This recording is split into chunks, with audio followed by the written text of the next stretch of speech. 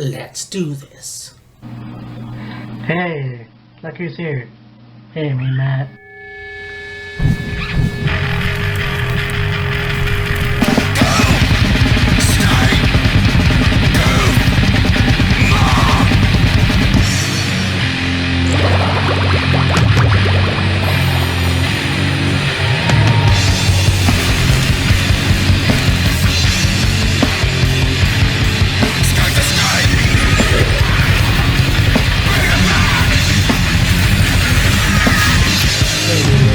And of course, this is the Blood and Guts review, and fuck, that was amazing. I mean, you don't know who can outdo themselves. Like, WWE hasn't really done themselves that well. I mean, seriously. But also, Dynamite's definitely a different brand, and I think that, to me, this is quite possibly the best pay-per-view all year round. And I've said that before, obviously, but I mean, to me, that's exactly it. This is probably one of the best pay-per-views, actually, that I've seen this year during this pandemic. But yeah, I really enjoyed it. So we begin the match. We've got Jon Moxley and Eddie Kingston taking on Kenny Omega and MT Michael Nakazawa with Don Callis, obviously. And this match was pretty cool as well. You know, these two have very good chemistry, the two tag teams. And I mean, you look at Jon Moxley, who's basically like Kenny in a way of, you know, he has wrestled all over the world and definitely one of the best. And of course, I really like the tag team of Eddie and Jon, but this was very cool to see these two. Michael Nakazawa, never have seen him wrestle in a long time, so it was cool to see him in the ring. But it started on the outside, obviously, and Nakazawa had a shirt on for the majority of the match, but of course took it off when going head to head with Jon. Eddie and Jon went over. It wasn't without an attack by the Elite. You had the Young Bucks come out, followed by an attack by the Good Brothers. And then of course a fallen angel to Jon Moxley, and then of course they stood tall. And yeah, but then the last, Jon Moxley and Eddie Kingston had won this match, so very cool. You had a grudge match. You have Cody Rhodes with Arn Anderson defeating QT Marshall. You had Nick Kamenad in his corner and Anthony Ogogo. And then Aaron Solo. So this was cool, and you know, they had one hell of a fight, and Cody got busted open during the match. Of course, Cody ended up going over. It wasn't without Nick, I can't remember who it was. I believe it was Anthony Ogogo, I'm pretty sure, I can't remember. He came out with the Union Jack, got into the ring, and gave Cody a low blow. And then Cody is on the mat and gets covered in the Union Jack, or with Union Jack. And yeah,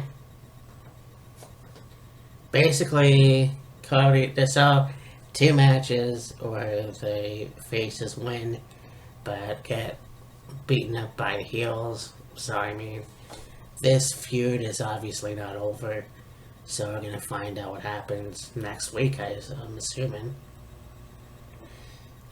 We have this match, Britt Baker coming out to figure out who her opponent's going to be for this night. And then, of course, you have Julia Hart. Now, from what I thought the referee had said, that she's from Minnesota, but obviously, if she's a Hart, I believe she's a part of the Hart family in Calgary, so I'm not quite sure. But I'm just going on by what I thought Justin said, so. Anyways, yeah, this was pretty much a one-sided ass kicking, in my opinion.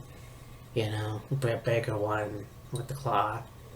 And yeah, basically that's it. You know, Rebel did help out during this match, but you know, there it is. We'll see what happens in the future for Julia.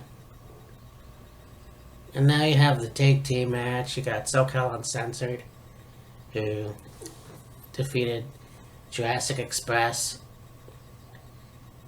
Varsity Blondes, and they claimed. I actually forgot what they look like. I knew the faces, but I forgot what their names were. Now they did cut a rap in the beginning when they came out, so that was pretty cool. But yeah, these competitors really took each other to the limit, and it wasn't without, obviously, SoCal Uncensored going over. So yeah, they're gonna go against the tag team champions, the Young Bucks, on May 12th. So that'll be interesting. Again, I don't know if I want to see them as the tag team champions. Like I said, I much rather would have seen Varsity Blondes or Jurassic Express. But this was a good match nonetheless. And then, of course, you have a couple excitements. You know, they had the Jon Moxley interview backstage. He was talking about going against Yuji Nagata in his first American match. I think it was his first American match, but it's Jon Moxley and Yuji Nagata for the IWGP United States Champion. I kind of forgot that Jon had won the belt in 19 and has had the belt off and on for 3 years. So this is going to be a good match. And I mean, I've seen Yuji Nagata for a decade, and I think he is one of the best wrestlers in New Japan, a veteran in himself. And yeah, so I can't wait to see what happens with this guy. So we have an interview with Kenny Omega. And there's going to be a match down the line with Orange Cassidy, and I can't remember who else. But anyways, Kenny Omega, Mox, Orange Cassidy, and yeah, you know. What really bothers me is that you have Michael Nakazawa holding the titles. Yeah, he has the AEW title, he's got the Impact title, he's got the AAA Mega title, but then he's got the TNA title. Now, I said in the Impact review earlier that we did, Redemption, I believe it was, or whatever, that I thought the TNA title, and I still think the TNA title nowadays is a mock chain, like it's not a real championship anymore. It can't be relevant. How can it be? I don't know. I don't understand it, but there it is. It shouldn't have been out there, but it was. So anyways, they were just setting up for this match, and then you've got the Blood and Guts match, and holy shit, you know, there was 2 rings first of all, and during the night, so it was a lot like War Games. But when you look at this cage, it was like War Games on fucking steroids. I mean, this was huge. And yes, it had a top. But I mean, just the look of it. And I saw something similar in Ring of Honor back in, like, when CM Punk was in there. You know, CM Punk versus Samoa Joe, and there was somebody else. But anyways, this was a good match too. And, you know, a lot of blood was had, obviously. MJF got busted open. Chris Jericho got busted open. The match started with the Spanish God, Sammy Guevara, took a dive onto, I believe it was Dax Howard. I can't. It might have been. I'm not quite sure. So, anyways, you have Santana and Ortiz, and it looked like Tama Tonga and Tonga makeup. So that was pretty cool. War paint. But yeah, this was a good match, and I think the ending bothered me a little bit. You got MJF, he goes up onto the cage, he's all bloodied. You got Chris Jericho following him. Chris Jericho puts him in the walls of Jericho, so to speak. And in the middle of that, MJF gives him a low blow. So it got me thinking, I hope that Chris Jericho remembered to wear a fucking cup! So, this was a cool match. Tully Blanchard got involved as well, which I thought was pretty cool. He had a spike pile driver, I believe, by FTR, so that was cool. MJF teases that he's going to toss Chris Jericho over. So he's like, you better surrender or he's going off the cage. And of course, like idiots, they surrendered. And yes, I said idiots because that's what happens. Well, why would you give in to that shit? So anyway, yeah. The Pinnacle won. And yeah, so I thought the Inner Circle went, but whatever. The Pinnacle won.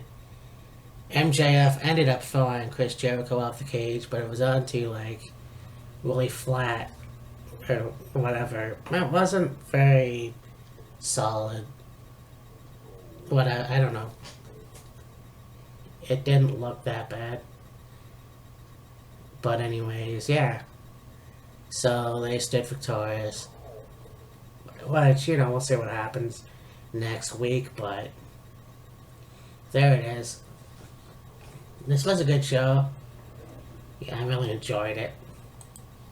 And it's going to be interesting to see what happens next week. But, anyways. So, yeah. Next week, Wheels of Fury is back. We're going to be doing the WrestleMania Backlash. We just did look back at last year's Backlash. Check that out midnight tonight. That should be fun. A premiere of Wheels of Fury. So, again, check it out. And talk to you later. Bye. So you know that them cutting WCW was a long time coming. But I think that there's this myth out there that Jamie Keller Gnarly. that's why he took pleasure in cutting WCW. I don't think that's the case at all. Because if you look at some of his earlier interviews, like